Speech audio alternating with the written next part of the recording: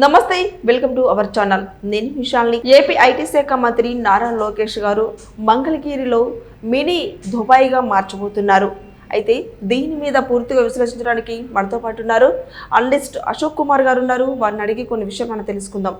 నమస్కారం. నమస్తే అండి. ఇప్పుడు చూసుకున్నట్టయితే మంత్రి నారా లోకేష్ గారు మంగళగిరిలో మినీ దుబాయ్గా మార్చబోతున్నారు. అసలు అది ఎట్లా ఉంటుంది, ఎలా జరుగుతుంది అనేది దానిపైన మీ స్పందన ఏంటి? మీరు ఏదైతే చెప్పారో మంగళగిరిని మినీ దుబాయ్గా మారుస్తాను అనే మాట నారా లోకేష్ గారు పాదయాత్రలో యోగాలం పాదయాత్రలోనే చెప్పారు.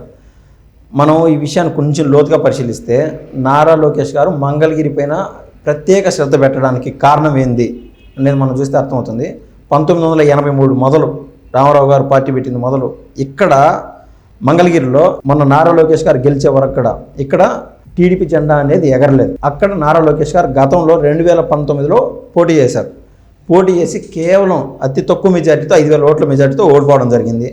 కానీ ఎక్కడ పోగొట్టుకున్నామో అక్కడే దక్కించుకోవాలనే నినాదంతో ఆయన నారా లోకేష్ గారు అక్కడనే మళ్ళీ పోటీ చేయడము, ఆంధ్ర రాష్ట్రంలోనే చవి చూడనంత భారీ మెజార్టీతో గెలవడం జరిగింది. అది అందరికీ విదితమే. అయితే ఆ పాదయాత్రలో భాగంగా మంగళగిరి యొక్క ఆ నియోజకవర్గం యొక్క నేపథ్యం చూస్తే అటు విజయవాడకి ఇటు గుంటూరుకి సమీప దూరంలో ఉంటుంది. అంటే పల్లెటూరు వాతావరణం కాకుండా ఇది టైర్ 2 సిటీస్లోకే వస్తుంది మంగళగిరి. అంటే దాన్ని డెవలప్ చేస్తే గుంటూరు విజయవాడ అని కలిపితే మంగళగిరి అనేది అద్భుతంగా డెవలప్ అవుతుంది. కానీ అక్కడ చేనేత కార్మికులు ఎక్కువ, చేనేత కార్మికులతో పాటు సెకండ్ ఏ వృత్తిని ఎంచుకునే వాళ్ళు ఎక్కువ ఉన్నారంటే ఈ గోల్డ్ తయారు చేస్తారు కదా, గోల్డ్ స్మిత్ అంటారు. ఇక్కడ మంగళగిరిలో ఈ చేనేత వృత్తి తర్వాత అత్యధికంగా ఏ వృత్తిని ఎంచుకునే వాళ్ళు ఉన్నారంటే ఈ స్వర్ణ కళాకారులు. అంటే స్వర్ణాన్ని కరగదీయడం, తయారు చేయడం, ఆభరణాలు తయారు చేయడం, ఈ స్వర్ణ పైన పనిచేసే కార్మికులు ఎక్కువ ఉన్నారు.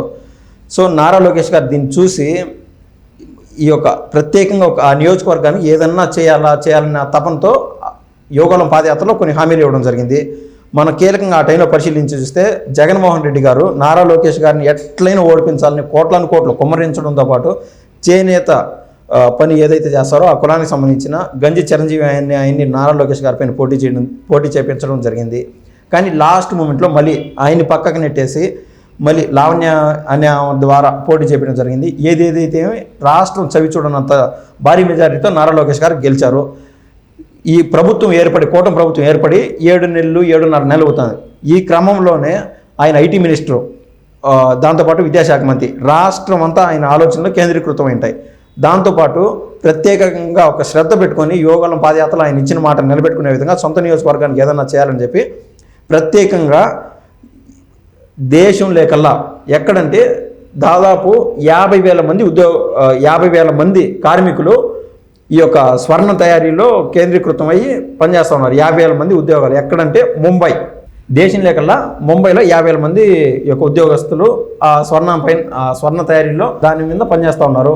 తర్వాత మనం ఇక్కడ తాంబర అంటారండి, ఇక్కడ తమిళనాడులోని చెన్నైలో తాంబర టీకే స్ట్రీట్ దగ్గర ఉంటుంది.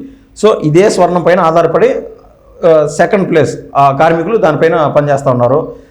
తర్వాత స్థానంలో మన ఆంధ్ర రాష్ట్రంలోని మంగళగిరి ఉండాలని చెప్పి ఆయన ప్రత్యేకంగా ఒక శ్రద్ధ పెట్టుకొని జెమ్స్ అండ్ జ్యువెలరీ అనే ఒక పేరు ట్యాగ్ లైన్తో 60 ఎకరాలంటూ ప్రత్యేకంగా సేకరించడం జరిగింది. ఈ 60 ఎకరాల్లో జెమ్స్ అండ్ జ్యువెలరీ అనే దాని పేరు మీద రాష్ట్రంలో నలుమూలల నుంచి, ఇది చిన్న బంగారంగంలో అవన్నీ ఉంటాయి కదా, ఇక్కడ నుంచి ఏదైనా కొత్తగా డిజైన్లు కావాలంటే ఆ 60 ఎకరాల్లో ఉన్నటువంటి ఈ జెమ్స్ అండ్ జ్యువెలరీలో ప్రపంచ స్థాయిలో ప్రత్యేకంగా మీకు ఏ మోడల్ కావాలన్నా అక్కడ బంగారు కావచ్చు, ఈవెన్ ఇది డైమండ్స్ కావచ్చు, రకరకాల డిజైన్లతో ఉండే ఒక నగలు తయారు చేస్తూ ఉంటారు కదా. సో వీళ్ళకి ఎటువంటి డిజైన్ కావాలన్నా వాళ్ళకు అక్కడికన్నా డిజైన్స్ కన్నా ఇస్తే ప్రత్యేకంగా వాళ్ళు తయారు చేసి 3-4 రోజుల్లో అత్యధిక వేగంగా తయారు చేసి వాళ్ళు మళ్ళీ పంపిస్తారు.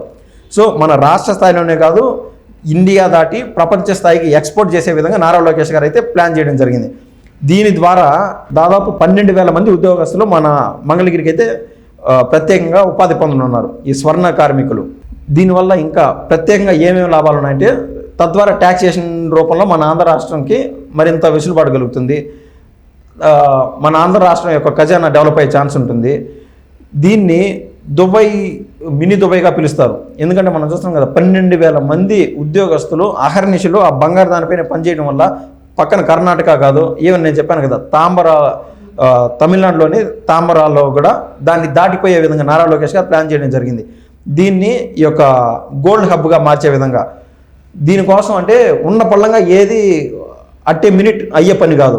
సో నారా లోకేష్ గారు సొంత డబ్బులతో అక్కడ మంగళగిరిలోని గౌతమ్ బుద్ధ రోడ్డు ఉంటుందండి, దాంట్లో 5 స్టేర్స్ బిల్డింగ్ ఉంది. దాన్ని ప్రత్యేకంగా లీజుకి తీసుకొని ఆయన సొంత డబ్బులు ఖర్చు పెట్టి మరి ప్రస్తుతం 79 మంది ఉన్నారు అక్కడ ఆ యొక్క బిల్డింగ్లో మెంబర్స్. అక్కడ ప్రత్యేకంగా 675 మందికి ప్రత్యేకంగా పేర్లు నమోదు చేస్తున్నారు. వాళ్ళకి ప్రత్యేక శిక్షణలు ఇచ్చి, అంటే డిజైన్లు ఏ విధంగా తయారు చేయాలి, ఫాస్ట్గా ఎట్లా తయారు చేయాలి, ఏ మిషనరీని ఎట్లా యూస్ చేయాలి, ఈ రకాన వాళ్ళకు శిక్షణ అంటూ ఇప్పుడు జరుగుతూ ఉంది. ఇది దాదాపు ఇంకో 1.5 నెల లోపు ఈ యొక్క 60 ఎకరాల్లో ఈ యొక్క గోల్డ్ సంబంధించి జెమ్స్ అండ్ జ్యువెలరీ ఏదైతే చెప్పామో అది డెవలప్ కానుంది. ఇక్కడ మనం చూసినట్లయితే ఇందాక చెప్పాం కదా, దేశ విదేశాల్లో నుంచి కూడా డిజైన్లు మన ఆంధ్ర రాష్ట్రంలో మంగళగిరికి వచ్చే విధంగా ఆయన ప్లాన్ చేయడం జరిగింది. ఇక్కడ మనం ఫర్ ఎగ్జాంపుల్ అండి, మీరు ఏదైనా ఒక గోల్డ్ అమ్మాలన్నా కూడా కొనాలన్నా కూడా ప్రత్యేకంగా 10% తరుగు అనేది పట్టుకుంటూ ఉంటారు, మీకు గుర్తుండి ఉంటుంది. ఇక్కడ నారా లోకేష్ గారు ఈ ప్లాన్ చేసి ఒక చిన్న ఎగ్జాంపుల్ చెప్తాను, మీరు బేరీ చేసుకోండి.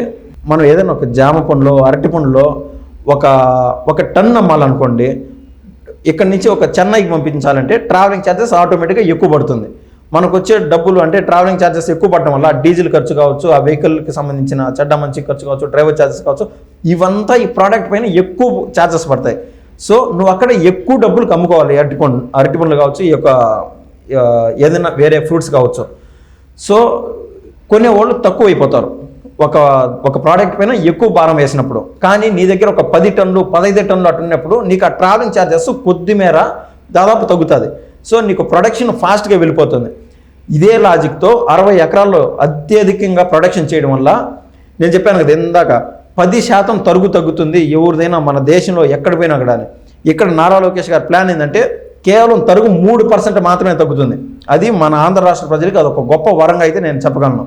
సో ఎవరైనా చెప్తూ ఉంటారు కదా, గోల్డ్ కొంటే వెనకటికి అదొక పెట్టుబడి రూపంలోనూ ఒక 5 years తర్వాత పోయి చూస్తే ఒక 10,500, 12,000, 13,000 కూడా అయినా ఆశ్చర్యపోనక్కర్లేదు.